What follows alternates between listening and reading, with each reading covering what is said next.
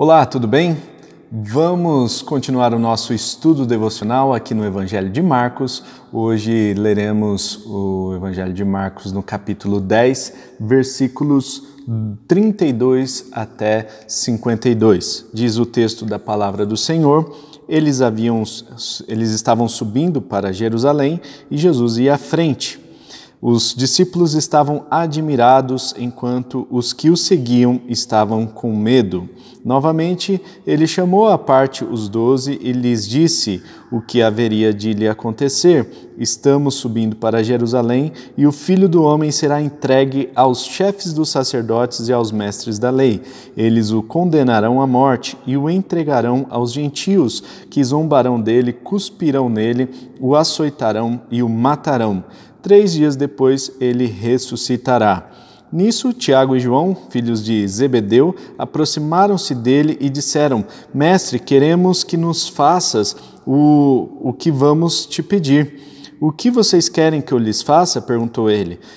E eles responderam: Permite que na tua glória nos assentemos um à tua direita e outro à tua esquerda. Disse-lhes Jesus: Vocês não sabem o que estão pedindo. Podem vocês beber o cálice que eu estou bebendo ou ser batizados com o batismo que eu estou sendo batizado? Podemos, responderam eles. Jesus lhes disse: Vocês beberão o cálice que estou bebendo e serão batizados com o batismo que eu estou sendo batizado, mas o assentar-se à minha direita ou à minha esquerda não cabe a mim conceder. Esses lugares pertencem àqueles para quem foram preparados.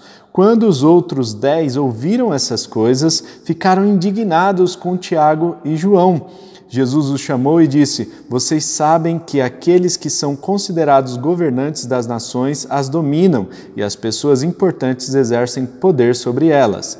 Não será assim entre vocês. Ao contrário, quem quiser tornar-se importante entre vocês deverá ser servo, e quem quiser ser o primeiro deverá ser escravo de todos, pois nem mesmo o Filho do Homem veio para ser servido, mas para servir e dar a sua vida em resgate por muitos. Então chegaram a Jericó. Quando Jesus e seus discípulos juntamente com uma grande multidão estavam saindo da cidade, o filho de Timeu, Bartimeu, que era cego, estava sentado à beira do caminho pedindo esmolas. Quando ouviu que era Jesus de Nazaré, começou a gritar: Jesus, filho de Davi, tem misericórdia de mim.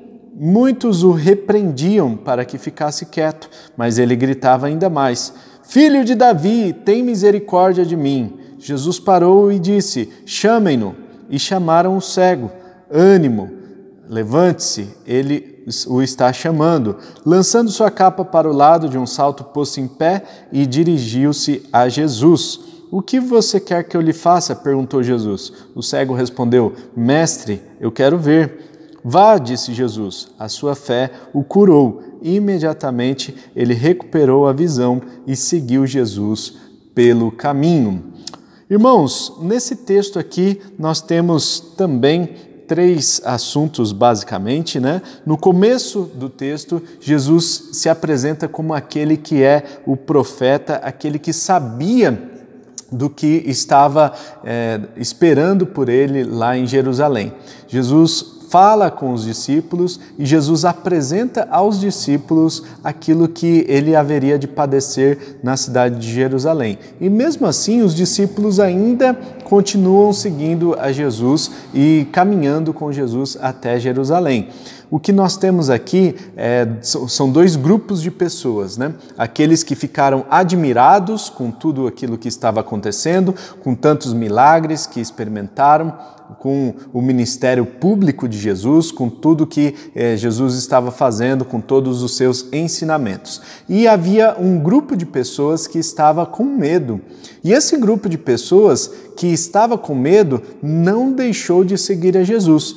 E olha só o que nós aprendemos com esse texto de hoje, que embora nós estejamos com medo em muitas situações, ainda que estejamos seguindo a Jesus, nós não devemos abandonar o caminho, nós não devemos desistir do caminho porque o medo está nos cercando. Então, quando nós estivermos com medo, quando nós estivermos com essa sensação de que alguma coisa ruim pode ser que aconteça, nós devemos continuar firmes no caminho, porque lá na frente nós vamos enxergar tudo aquilo que Cristo já havia profetizado anteriormente. Pode ser que você esteja enfrentando algum medo, pode ser que você esteja enfrentando alguma dificuldade, mas o que eu quero dizer para você é que você deve persistir.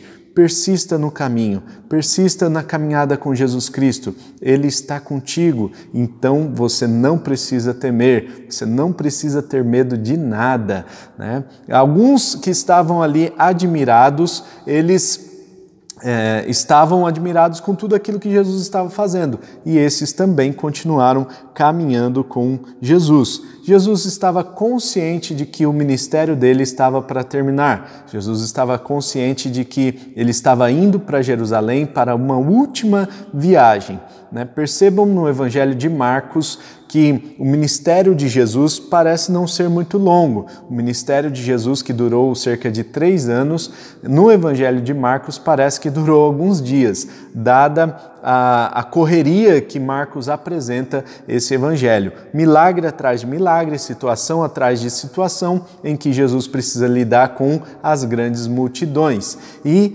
Jesus vai até Jerusalém na sua última viagem para Jerusalém, e nós percebemos que boa parte do Evangelho de Marcos é dedicada à sua última semana em Jerusalém. A partir do capítulo 11, nós vemos que é a última semana, Jesus chegando em Jerusalém, Jesus é recebido na chamada entrada triunfal, enfim. Nós temos ali o relato da última semana de dor e sofrimento por parte de Jesus Cristo. Marcos dá uma ênfase muito grande a esse sofrimento, porque ele quer mostrar que Jesus é o servo sofredor, né? Aquele que veio para padecer em nosso lugar e sofrer pelos nossos pecados. Aqui nós temos também, irmãos, um lado muito profético de Jesus Cristo, né? E quando eu era criança, adolescente até, eu não entendia muito bem como que havia sido escrito esse evangelho. Para mim, a história estava sendo narrada em primeira pessoa, com Marcos, por exemplo, participando de toda a narrativa, e para mim era narrada instantaneamente, ao mesmo tempo que os acontecimentos iam desenrolando, né? E eu não entendia que o evangelho tinha sido escrito muito tempo depois, né? Então, por isso nós temos aqui algumas informações que com certeza Marcos não teria no momento dos acontecimentos que se sucederam. Então, nós temos aqui essas informações que são preciosas, mas que fizeram muito sentido depois. Imagine você se colocando no lugar daqueles discípulos que estavam seguindo a Cristo. Imagine você caminhando com os apóstolos, caminhando com os discípulos e pensando: puxa, o Mestre está indo para Jerusalém e ali ele padecerá muito sofrimento.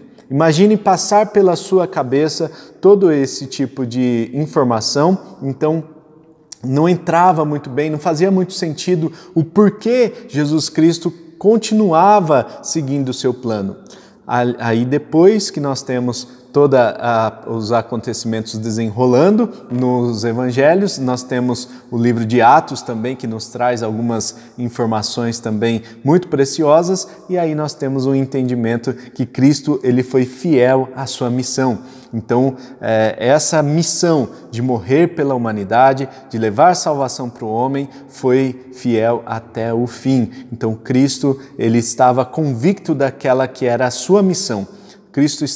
Cristo tinha fixado nos seus olhos o seu objetivo, né? Ele tinha na sua mente bem descrito o objetivo pelo qual ele veio aqui para a Terra, que era salvar toda a humanidade. Então ele vai e cumpre esse objetivo de forma eficaz, de forma eficiente, né? Depois nós temos aqui, a partir do versículo 35 até o versículo 45, nós temos uma outra perícope que sinaliza para nós outro assunto, né? Tiago e João se aproximam de Jesus e perguntam se há possibilidade de um ficar à sua direita, o outro ficar à sua esquerda na glória de Deus. E aí Jesus diz o seguinte: por um acaso vocês podem beber do cálice que eu estou bebendo? Por um acaso vocês estão dispostos a pagar todo o preço que eu estou pagando? Por um acaso vocês estão dispostos a entender que eu estou padecendo desses sofrimentos por causa de toda a humanidade, por causa dos pecados de todos os homens? Então ele pergunta: vocês estão afim mesmo de beber esse cálice? Vocês estão afim mesmo de participar desse mesmo batismo que eu estou sendo batizado? Participar dessa mesma situação que eu estou passando? Né? E os discípulos dizem que sim. Os apóstolos Tiago e João dizem assim: nós estamos dispostos. É isso que Tiago e João entenderam a sua missão de vida, entenderam o seu propósito de vida e estavam com Cristo até o final, e eles falaram para Cristo assim: nós estamos dispostos a beber desse cálice que o Senhor vai beber. Então Cristo diz: é verdade, vocês estão dispostos e vocês vão beber. Então fiquem tranquilos que o de vocês está guardado, né? Então aqui nós vemos Cristo ensinando para aqueles discípulos, né, para aqueles apóstolos: não há glória sem cruz, né? Não tem como você experimentar toda a glória sem passar pela cruz. Não, o slogan das academias é no pain, no gain, né? Sem dor, sem ganho. Então, não tem como você ganhar o mundo sem passar por algum tipo de dor, a dor do crescimento. Não tem como você crescer sem passar por algum tipo de dor. É importante nós entendermos isso, e Cristo que estava dando esse ensino para os apóstolos nesse dia. Ele diz que não tem como vocês participarem da glória de Cristo sem participarem também dos seus sofrimentos. Cristo padeceu na cruz pelos nossos pecados, então nós não precisamos sofrer, nós não precisamos pagar o preço dos nossos pecados, mas de acordo com o Evangelho de Cristo, nós vamos sofrer sim alguns dos seus sofrimentos. Por exemplo, passaremos por perseguições. Então, é isso que ele promete no texto que nós estudamos ontem, né? Então, perseguição é algo que é inerente ao cristão. Vamos estar preparados porque, de alguma forma, nós seremos perseguidos, né? Então, se Cristo foi perseguido, nós também seremos perseguidos. E se nós não estamos sendo perseguidos, é porque tem alguma coisa errada aí, é porque a gente está jogando no time errado. Então, precisamos pensar muito bem sobre essa questão. E aqui nós temos, irmãos, então Cristo dizendo para eles: no cross, no glory, né? Então, sem cruz, sem glória, sem dor, sem ganho, né? Se vocês querem realmente participar desse sofrimento, dessa glória, né? Vocês vão ter que experimentar sofrimento também. E os discípulos participaram desse sofrimento. Nós temos informações de como eles morreram, né? João, por exemplo, morreu por causas naturais, mas ele morreu, né, muito provavelmente preso, né, na ilha de Patmos. No final de sua vida ele escreve o livro de Apocalipse, as cartas de João, né? Então nós temos aí essa informação, né, de que ele pode ter padecido, pode ter sofrido perseguições, e provavelmente ele não morreu assim, ele morreu de causas naturais, de velhice e tal, mas ele morreu preso por causa de uma perseguição.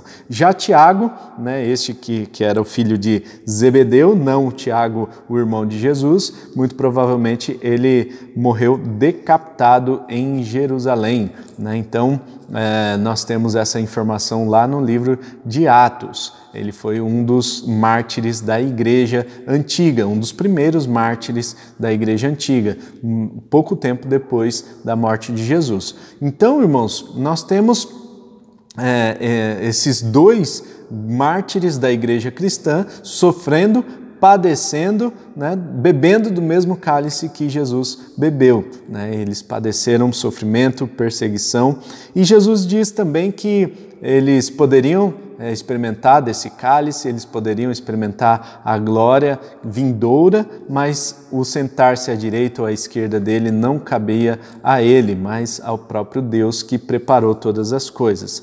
E ele diz também, né, dá uma lição aqui de liderança, novamente, ele enfatiza que o Filho do Homem não veio para servir, para ser servido, mas para servir. Então, aquele que quer ser o primeiro, aquele que quer estar no lugar de destaque, ele precisa servir os outros, identificar as necessidades do próximo e poder, assim, trabalhar em prol do próximo, né? Servindo as outras pessoas.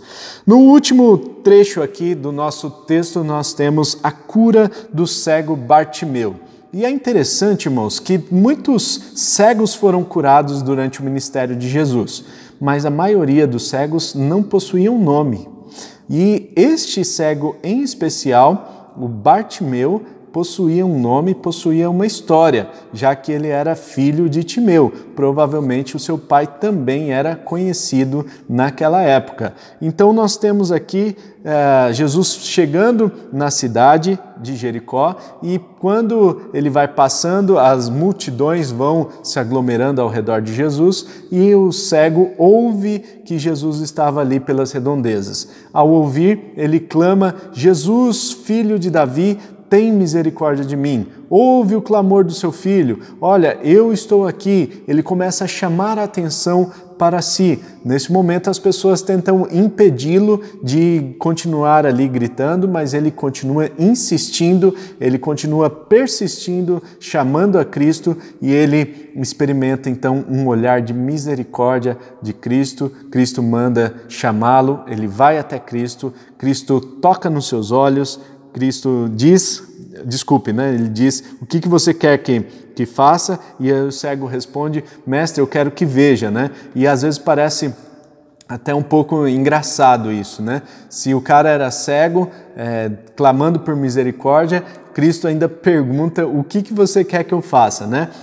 Jesus estava vendo o que ele precisava, sabia o que ele precisava, mas ele queria ouvir da própria boca de Bartimeu o que ele precisava, né? Bartimeu era famoso ali por ser um pedinte, por ser um andarilho, por andar por aquelas regiões pedindo esmolas. Então, Jesus Cristo sabia dessa história e olha para Bartimeu e diz: o que você precisa, o que você quer que eu faça? E Bartimeu responde: mestre, eu quero ver. Então Jesus responde: a sua fé te curou, né? A tua fé te curou. Imediatamente ele recuperou a visão e seguiu Jesus pelo caminho. E essa é uma informação importante que nós temos aqui nesse texto, né? Que o texto nos fornece. Ele continua seguindo Jesus depois que ele recebe a cura, ele não apenas recebe a cura e vai embora, né? Muita gente é assim, vai até Jesus, clama por misericórdia,